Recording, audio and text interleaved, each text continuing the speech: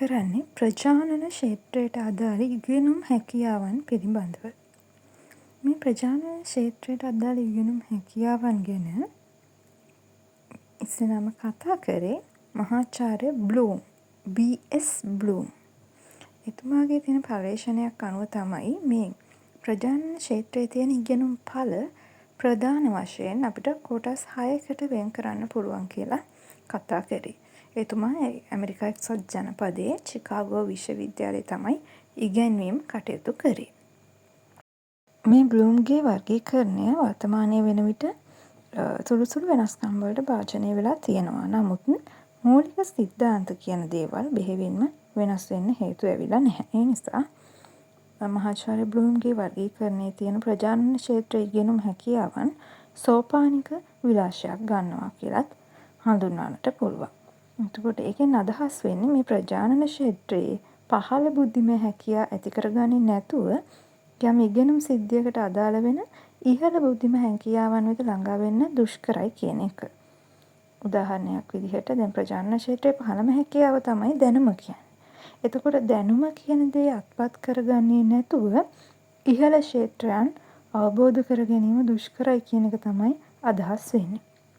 ඒ අනුව අපි කියනවා දැන් ක්‍රමානුකූල රටාවකට අනුව අදියරින් අදියර තමයි මේ ප්‍රජානන ක්ෂේත්‍රයේ හැකියාවන් ශිෂ්‍යයෙකු තුළ සංවර්ධනය කරන්න ඕන කියලා. ඒ අනුව දැනුම, අවබෝධය, භාවිතය, විශ්ලේෂණය, සංශ්ලේෂණය, ඇගයීම මෙන්න මේ කොටස් ටික තමයි ප්‍රජානන ක්ෂේත්‍රයේ තියෙන වර්ගීකරණයේ තියෙන කොටස් 6. එතනදී දැනුම කියන එක කොටස් ගොඩාක් අපිට කතා කරන්න පුළුවන්. නමුත් ප්‍රධාන වශයෙන් අපිට පුළුවන් ප්‍රජානන ක්ෂේත්‍රයේ මේ ශාස්ත්‍රීය දැනුම කියන එක ගැන කතා කරන්න. ශාස්ත්‍රීය දැනුම යටතේ නියමිත දෑ පිළිබඳ තියෙන දැනුම. මේ නියමිත දෑ පිළිබඳව තියෙන දැනුම නැවත අපිට කොටස් දෙකකට බෙදන්න පුළුවන්. ඒකේ පළවෙනි කොටස තමයි පාරිභාෂිත වචන පිළිබඳ දැනුම. ඒකේ තේරුම පාරිභාෂිත වචන. ඒ කියන්නේ ගණිතයේ විෂය නම් අපි ගණිතයේ විෂය හදාන ශිෂ්‍යයෙක් ගැන කතා කරොත් ගණිතය අසමත් වුණත් ඒකේ ශාස්ත්‍රීය දැනුමට අදාළ තියෙන පහළම හැකියාවන් තමයි ගණිත විෂයට අදාළ වෙන පාරිභාෂික වචන කියන්නේ. ඒ කියන්නේ ඓක්‍යය, අන්තරය, ගුණිතය, කලනය, අවකලනය මෙන්න මේ වගේ තියෙන වචන වල අර්ථය ඒ ශිෂ්‍යව දැනන් ඉන්න පුළුවන්. ඒක තමයි පාරිභාෂික වචන පිළිබඳ තියෙන දැනුම කියලා කියන්නේ. එතකොට මේ නියමිත දෑ ගැන දැනුමදී පළවෙනි කොටස වෙන්නේ ඒක. ඊට පස්සේ අපි බලමු දෙවෙනි කොටස තමයි සුවිශේෂී කරුණු පිළිබඳව දැනුම.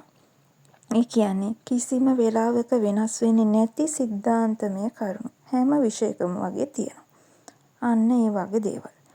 අපි ගණිතයම ගත්තොත් ත්‍රිපිසියමක එක් සම්මුඛ පාද යුගලයක් පමණක් සමාන්තරයි. මෙන්න මේ වගේ. ඒක පැති තුනකින් වට වෙන සංවෘත රූපයට කියන නම ත්‍රිකෝණය. මේ වගේ සුවිශේෂී කරුණු පිළිබඳව දැනුමත් මෙතනදී අපි කතා කරනවා. මේ ශාස්ත්‍රීය දැනුම පිළිබඳව කතා කරනකොට දෙවෙනි අනු කොටස වෙන්නේ නියමිත දේවල් වල තියෙන ප්‍රයෝජන සහ ව්‍යවහාර පිළිබඳ දැනුම. මේ කොටසේ කතා කරන දේවල් අපිට නැවත කොටස් 5කට බෙදන්න පුළුවන්. සම්මත පිළිබඳ දැනුම, ආනති හා පටිපාටි පිළිබඳ දැනුම, වර්ගීකරණ හා වර්ග පිළිබඳ දැනුම, නිර්ණායක පිළිබඳ දැනුම, ක්‍රම පිළිබඳ දැනුම. දැන් අපි මේ කොටස් ගැන සරලව කතා කරමු. සම්මත පිළිබඳ දැනුම කියලා කියන්නේ කිසියම් විෂයක යම් තත්ත්වයක් හඳුන්වන්න භාවිතා කරන වර්ණ, සංකේත වගේ දේවල්. ගණිතයෙන් අපි ගත්තත් උදාහරණයක් වෙන විදිහට XY, ZY ඔය වගේ සමාන්තර රේඛා බව. අන්න ඒ වගේ අපිට සමාන්තර රේඛා හදනවා නම් AB, CD යනු සමාන්තර රේඛා බව. සම්මත සංකේතය යොදන්න පුළුවන්. සමාන්තර ලකුණ යොදන්න පුළුවන්. එතකොට අංග සම කියද්දී අපි දාන සම්මත සංකේතයන් තියෙනවා. මෙන්න මේ වගේ දේවල් තමයි අපිට මෙතනදී කතා කරන්න පුළුවන්. ඊළඟ කොටස තමයි අනති හා පටිපාටි පිළිබඳ දැනුම. මෙතනින් අදහස් වෙන්නේ යම් සංසිද්ධියකට අදාළ කරුණු ඒ ක්‍රියා පිළිවෙලෙහි අනුපිළිවෙලකට දැක්වීම. අපි උදාහරණයක් විදිහට ගත්තොත් 500ට අඩු පූර්ණ වර්ග සංඛ්‍යාවන් අනුපිළිවෙලින් දක්වයි. හැම වෙලාවෙම මෙතනදී අපි අනුපිළිවෙල ගැන තමයි කතා කරන්නේ. එතකොට ඒක තමයි අනති හා පටිපාටි පිළිබඳ දැනුම කියලා කියන්නේ. අපි කිව්වොත් අංශක 60ක කෝණයක් නිර්මාණය කිරීමේ පියවරයන් අනුපිළිවෙලින් ලියා දක්වයි. අංශක 90 කෝණයක් නිර්මාණය කිරීමේ පියවර අනුපිළිවෙලින් ලියා දක්වයි. ඔන්න ඔය වගේ. ඒ වගේම තමයි අපිට තව ලියන්න පුළුවන් 1 4 9 16 25 වගේ සංඛ්‍යාවන් අනුපිළිවෙලට ලිවීම. ඔන්න ඔය වගේ දේවල් තමයි උදාහරණ විදිහට මේ කොටසදී අපි කතා කරන්නේ. ඊළඟ කරුණ තමයි වර්ගීකරණ හා වර්ග පිළිබඳ දැනුම. යම්කිසි විෂය කරුණු අපිට වර්ගීකරණය කරන්න, එහෙම නැත්නම් වර්ග අණු වෙන් කරන්න තියෙන ඒ හැකියාව ගැන තමයි මෙතනින් අපි කතා කරන්නේ. උදාහරණ විදිහට අපි සංඛ්‍යා රාශියක් දීලා ඒ සංඛ්‍යාවල වල තියෙන ඔත්තේ සංඛ්‍යා, ඉරට්ටේ සංඛ්‍යා, ප්‍රථමක සංඛ්‍යා මේ වගේ දේවල් වෙන් කර ලියා දැක්වීම. අන්න ඒ වගේ දෙයක් පිළිබඳ තියෙන දැනුම ගැන කතා කරන්න පුළුවන්. තව උදාහරණයක් විදිහට ගත්තොත් නිකිල සමූහයක් සංඛ්‍යා තියෙනකොට ධන නිකිල සහ ඍණ නිකිල වෙන් කරලා අපිට ලියන්න කියනවා. එහෙම නැත්නම් කියන්න කියනවා. අන්නේ හැකියාව ගැන තමයි වර්ගීකරණ සහ වර්ග පිළිබඳ දැනුමින් අපි කතා කරන්නේ. ඊළඟ කොටස නිර්ණායක පිළිබඳ දැනුම. නිර්ණායක පිළිබඳව කියන්නේ යම් කිසි දෙයක තියෙන හොඳ වෙන් කරගන්න කරන නිර්ණායකයන් දක්වන්නේ. එහෙම නැත්නම් යම් කිසි අවශ්‍යතාවයක් සපුරන්න අවශ්‍ය වෙන නිර්ණායකයන් දක්වන්න තියෙන හැකියාව. උදාහරණයක් විදිහට චතුරස්‍රයක් සමාන්තරාශ්‍රයක් වෙන්නට නම් ඒ අවශ්‍ය කරන ලක්ෂණ, ඒකට අදාළ වෙන නිර්ණායකයන් මොනවද කියලා දක්වන්න පුළුවන් ඒ හැකියාව ගැන අපිට කතා කරන්න පුළුවන්. ඒ කියන්නේ නිර්ණායකයක් පිළිබඳව Taman සතුව තියෙන දැනුම ගැන තමයි උතනින් කතා කරන්නේ. ඊළඟ කොටස ක්‍රම පිළිබඳව තියෙන දැනුම. ක්‍රම පිළිබඳව කියන්නේ එක් විෂයන් යටතේ යම්කිසි සිද්ධාන්තමය අවශ්‍යතාවයක් ඉටු කරන්න විවිධ ක්‍රම තියෙනවා. නිශ්චිත ක්‍රමයන් තියෙනවා. එතකොට ඒ ක්‍රමයන් හඳුන්වලා දෙන්න හැකියාවක් තියෙනවද කියන එක තමයි මෙතනින් කතා කරන්නේ. ජාල රේඛයක් කොහොමද නිර්මාණය කරන්නේ? ඒකට කරන ඒ ක්‍රමය මොකක්ද කියලා හඳුන්වන්න පුළුවන් නම්. එහෙම නැත්නම් පයිතගොරස් ප්‍රමේය කොහොමද අපි ඔප්පු කරන ක්‍රමය? අන්න ඒ වගේ ඒ ක්‍රමයන් හඳුන්වලා දෙන්න Tamanට තියෙන හැකියාවන් ගැන තමයි ක්‍රම පිළිබඳ දැනුමින් අපි කතා කරන්නේ. ශාස්ත්‍රීය දැනුමේ තුන්වෙනි කොටස තමයි ක්ෂේත්‍රයක තියෙන සිද්ධාන්ත හා මූලධර්ම පිළිබඳව තියෙන දැනුම. ඒක අපිට කොටස් දෙකක බෙදන්න පුළුවන්. පළවෙනි අණු කොටස තමයි මූලධර්ම හා සාමාන්‍යකරණ පිළිබඳ දැනුම. දෙවෙනි අණු කොටස න්‍යාය හා ව්‍යුහ පිළිබඳ දැනුම.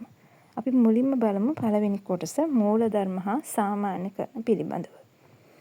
මූලධර්මයක් සාමාන්‍යකරණය කරලා ගොඩනගන ලද ප්‍රායෝගික ක්‍රියාදාමයකට අදාළ වෙන මූලධර්ම සටහන් කිරීමේ හෝ හඳුනා ගැනීමේ හැකියාව තමයි මෙතනින් අපේක්ෂා කරන්නේ. කියන්නේ අපි මේක හොඳට පැහැදිලි වෙන නම් අපි උදාහරණයක් ගත්තොත් පාපැදිය. එතකොට මේ පාපැදියේ තියෙන රෝදය සමග ඩයිනමෝවක් කැරකවීමෙන් විදුලිය නිපද වෙන ආකාරයට අදාළ මූලධර්මය මොකක්ද? මේ මූලධර්මය මොකක්ද කියලා සඳහන් කරන්න පුළුවන් නම් ඒක අයිති වෙන්නේ මූලධර්ම සහ සාමාන්‍යකරණ කියන එක. ඒ කියන්නේ මූලධර්මය හඳුනාගෙන ඒක සාමාන්‍ය කරලා ගොඩනගලා ප්‍රායෝගික ක්‍රියාදාමයට අදාළව තියෙන මොකක්ද මේ මූලධර්මය කියලා හඳුනා ගන්න, වෙන් කරලා කියන්න හැකියාවක් තියෙනවා. ඊළඟ එක තමයි න්‍යාය පිළිබඳ, එහෙම නැත්නම් න්‍යාය හා ව්‍යුහ පිළිබඳව තියෙන දැනුම. ඒ කියන්නේ යම්කිසි විෂයක් යටතේ ඉගෙනවෙන න්‍යායන් තියෙනවා. එහෙම නැත්නම් ව්‍යුහයන් තියෙනවා. අන්නේ මොනවද කියලා හඳුන්වන්න පුළුවන්කමක් තියෙන්න ඕන. උදාහරණයක් විදිහට ඉස්සෙල්ලා ගත්තා වගේම අපිට උදාහරණයක් ගත්තොත් පයිතගොරස් න්‍යාය ලියා දක්වනවා. එහෙම ලියා දක්වන්න පුළුවන්කමක් තියෙනවා නම් ඒක අයිති වෙන්නේ න්‍යාය හා ව්‍යුහ පිළිබඳ දැනුමට. විදුලි සීනුවක ව්‍යුහය ඇඳලා දක්වනවා. ඒතර අඳින්න හෝ ලියන්න හෝ මොකක් හරි මේ ව්‍යුහයක් එහෙම නැත්නම් න්‍යායක් පිළිබඳව ප්‍රශ්නයක් අපිට කරන්න පුළුවන් නම් ඒ හැකියාවක් තියෙනවා නම් ඒක අයිති වෙන්නේ න්‍යාය හා ව්‍යුහ පිළිබඳ දැනුමට. ප්‍රජානන ක්ෂේත්‍රයේ දෙවැනි කොටස තමයි අවබෝධය. මේක අයිති වෙන්නේ ඉහළ බුද්ධිමය හැකියාව කියන කොටසට. එතකොට අවබෝධය කියන එකත් අපිට අනු කොටස් ගොඩාක් යටතේ හඳුන්වන්නට පුළුවන්. උදාහරණ විදිහට ගත්තොත් සම්බන්ධතා දැකීම, වර්ග දැක්වීම, වර්ග කිරීම, සත්‍යතාවය සොයා බැලීම, උදාහරණ උපුටා දැක්වීම, රසඥතාවය, අර්ථ දැක්වීම මේ වගේ විවිධ කොටස් වලින් අපිට මේ අවබෝධය කියන එක ගැන කතා කරන්න පුළුවන්. හැබැයි මේ සියලුම අවබෝධයන් ගැන කතා කරනකොට මේ සියල්ලම අපිට ප්‍රධාන වශයෙන්ම අංශ 3කට වෙන් කරන්න පුළුවන්. ඒ තමයි අවබෝධයෙන් පරිවර්තනය කිරීමේ හැකියාව, අවබෝධයෙන් අර්ථකථනය කිරීමේ හැකියාව, අවබෝධයෙන් පෙරකීමේ හැකියාව. අපි මුලින්ම කතා කරමු අවබෝධයෙන් පරිවර්තනය කිරීමේ හැකියාව ගැන. අවබෝධයෙන් පරිවර්තන කරනවා කියන්නේ යම්කිසි සිද්ධියක් පවතින ස්වභාවයේ ඉඳන් වෙනත් ස්වභාවයකට පෙරලීම. වෙනත් ක්‍රමයකට වෙනස් කරනවා, පරිවර්තනය කරනවා. ඒක තමයි මෙතනදී අපි අවබෝධයෙන් පරිවර්තනය කිරීමේ හැකියාව කියන්නේ. එතකොට ඒකත් අපිට මන බලන්න පුළුවන් ආකාර 4කට. පළවෙනි එක තමයි වචන. එහෙම නැත්නම් අපි දුන්නොත් යම්කිසි අදහසක්, යම්කිසි වචනයක් දුන්නොත් ඒ වචනේ වෙනත් වචනයකට අපිට පෙරලන්න පුළුවන්ද, පරිවර්තනය කරන්න පුළුවන්ද කියන එක පළවෙනිම විදිහට අපිට අහන්න පුළුවන්. ඒ කියන්නේ මව, අම්මා කියන එකට මව, මෑණිය වගේ විවිධ වචන තියෙනවා. එතකොට සමාන වචන ගන්නවද කියන එක අපිට මෙතනදී මන බලන්න පුළුවන්. දෙන්නේ එක වචනයක්. නමුත් ඒ අර්ථයේම තියෙන තවත් වචනයන් වලට ඒක පෙරලා පරිවර්තනය කිරීමේ හැකියාවක් තියෙනවා. මේ වගේම තමයි විවිධ තේරුම් තියෙන වචන වලින් ලියන්න පුළුවන්. තද වර්ෂාවට මොකද්ද අපිට තව දාන්න පුළුවන් වචනයක්? මොරසූරන වැස්ස. අන්න ඒ වගේ අර වචනයක් වෙනුවට වචනයක්, වාක්‍යයක් වෙනුවට ඒ අර්ථයම දෙන වෙනත් වචනයක්. ඒකෙන් අපිට කියන්න පුළුවන් දැන් දෙන ලද වචන වලට වෙනත් වචනයන් පරිවර්තනය කිරීම. ඒකත් මේ අවබෝධයෙන් පරිවර්තනය කිරීමේ හැකියාව යටතේ අපිට එක ආකාරයක්. ඊළඟ ආකාරය තමයි වචනයක් සංකේත බවට පරිවර්තනය කරනවා. යම්කිසි වචනකින් දෙන අර්ථය ඒ විදිහටම වෙනත් සංකේත වලින් දක්වන්න පුළුවන්. අපි කිව්වොත් තෙමන්න එපා කියලා ලියනවා. එතකොට තෙමන්න එපා කියන එක අපි කොහොමද සංකේතයකින් දක්වන්නේ? අපිට පුළුවන් කුඩයක සලකුණ දාන්න. එතකොට යම්කිසි භාණ්ඩයක් උඩු අතට තියන්න. උඩු අතට තියන්න කියන වචනය වෙනුවට අපි ඒකට වෙනුවට සංකේතයක් භාවිත කරන්න පුළුවන්.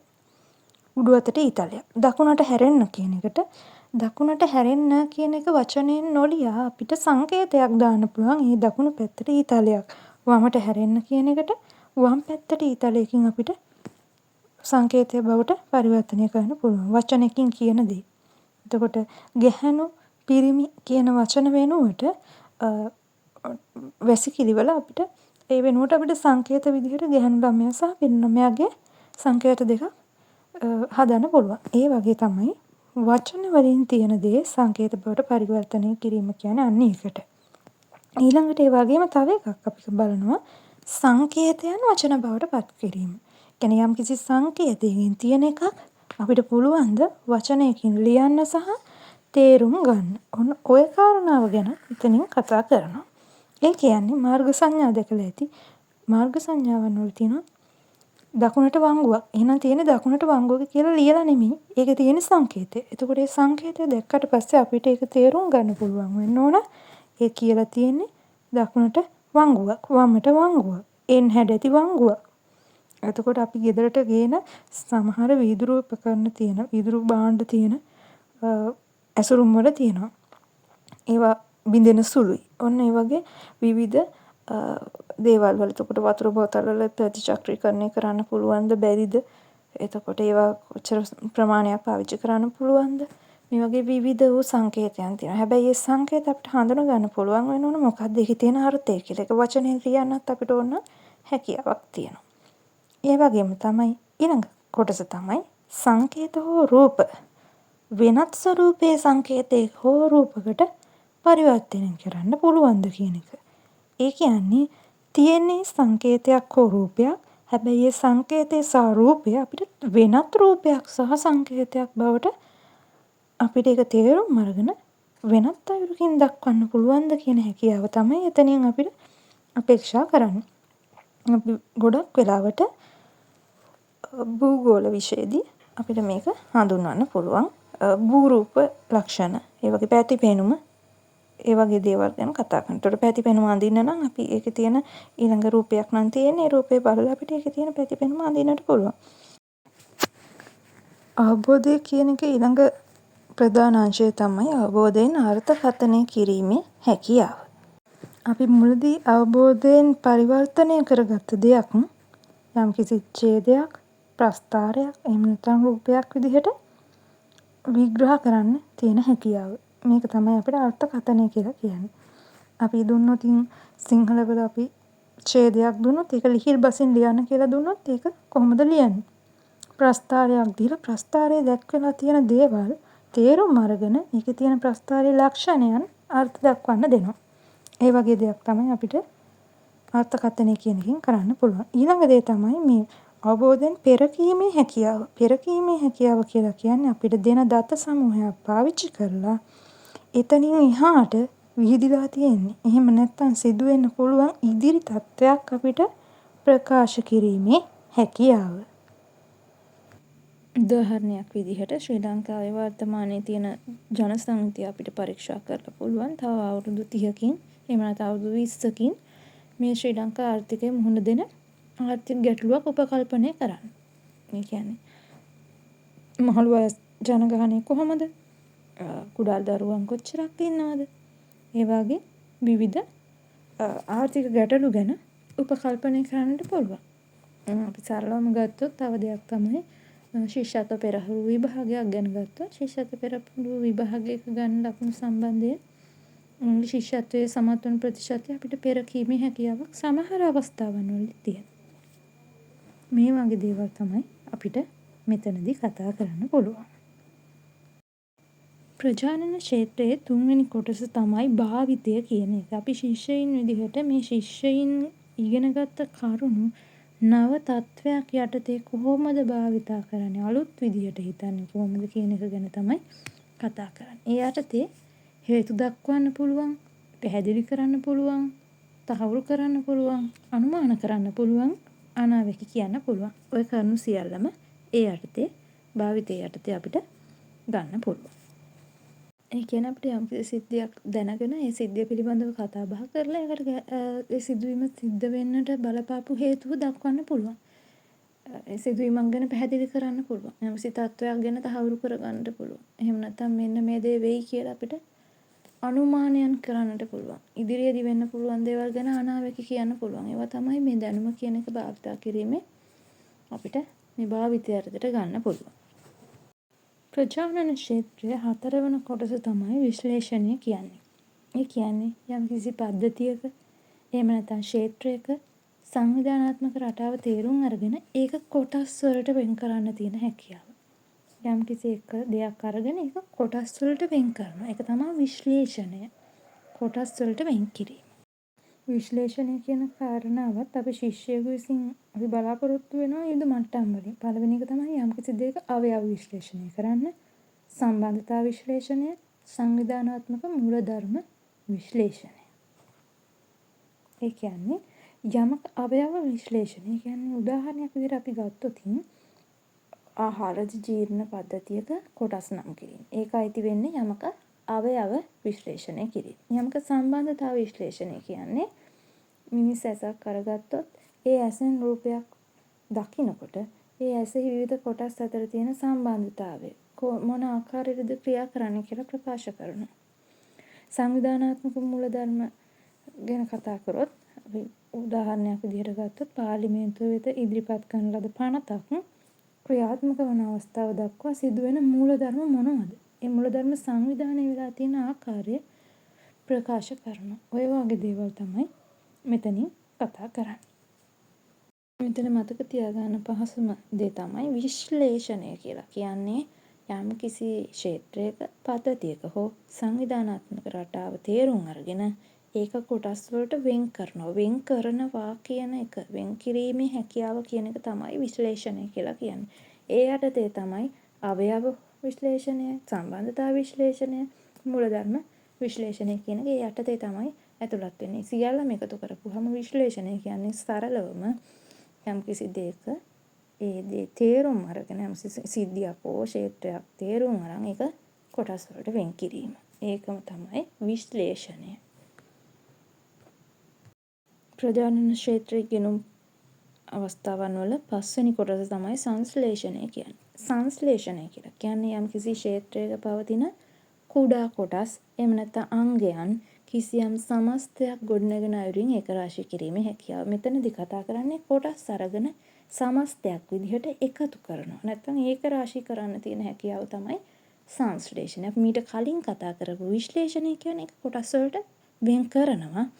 සංශ්ලේෂණය කියලා කියන්නේ යම් කිසි කොටස් ටිකක් අරගෙන ඒකේ සමස්තය එක් කරන්න. එහෙම නැත්නම් ඒක රාශී කරන්න තියෙන හැකියාව. ඒක තමයි සංශ්ලේෂණය කියන්නේ. දැන් සංශ්ලේෂණයත් අපිට මේ සංශ්ලේෂණය කියන මේ කොටසේ අපේ ඉගෙනුම් හැකියාවන් අපිට අපේක්ෂා කරන්න පුළුවන්. ඒකත් මට්ටම් 3කින්. ඒක තමයි නව ප්‍රකාශයක් මැවීම, සැලැස්මක් නැත්නම් ක්‍රියා පද්ධතියක් මැවීම, වියුක්ත සම්බන්ධතා පද්ධතියක් මැවීම. මේ කොටස් 3 මේ මට්ටම් 3 යටතේ ඉගෙනුම් හැකියාවන් අපිට බලන්න පුළුවන්. නව ප්‍රකාශයක් මැවීම කියලා කියන්නේ යම්කිසි විශාල වැඩපිළිවෙලක් ගත්තොත් ඒකේ අර්ථය අපිට කෙටි කරලා දක්වලා ප්‍රකාශයක් විදිහට ගොඩනගනවා. උදාහරණ විදිහට අපි දන්නවා ගම නැගුම, අපි වවමු රට නගමු වගේ නාම සහිත වැඩසටහන්. යම්කිසි නව ප්‍රකාශයක් මවලා තියෙනවා. ඒක හකුරුවා දක්වලා තමයි පොඩි ප්‍රකාශයකින් දක්වන්නේ. සැලැස්මක් එහෙම නැත්නම් ක්‍රියාපද්ධතියක් මවනවා කියලා කියන්නේ යම්කිසි දෙන දත්ත ටිකක් අරගෙන ඒක ප්‍රස්තාර විදිහට ගොඩනගනවා. දත්ත ටිකකින් ප්‍රස්තාරයක් ගොඩනගන එක සැලැස්මක් එහෙම නැත්නම් ක්‍රියාපද්ධතිය අලුතෙන්ම මේක මවලා තියෙන. මැවීමක් කියන්නේ ඒකයි. අලුතෙන්ම හදලා තියෙන දෙයක්. අලුතෙන් ගොඩනගපු දෙයක්. ඊළඟ එක තමයි වියුක්ත සම්බන්ධතා පද්ධතියක් මැවීම. අපේ රට පෘතුගීසීන් ලන්දේසීන් වගේ ජාතිකයින් ඇවිල්ලා අත්පත් කරගත්තේ නැත්තම් අපේ රටේ කෝපි, තේ, රබර්, එතකොට දුම්රිය මාර්ග ඔය වගේ දේවල් සංවර්ධනය නොවි තියෙන්න තිබුණා.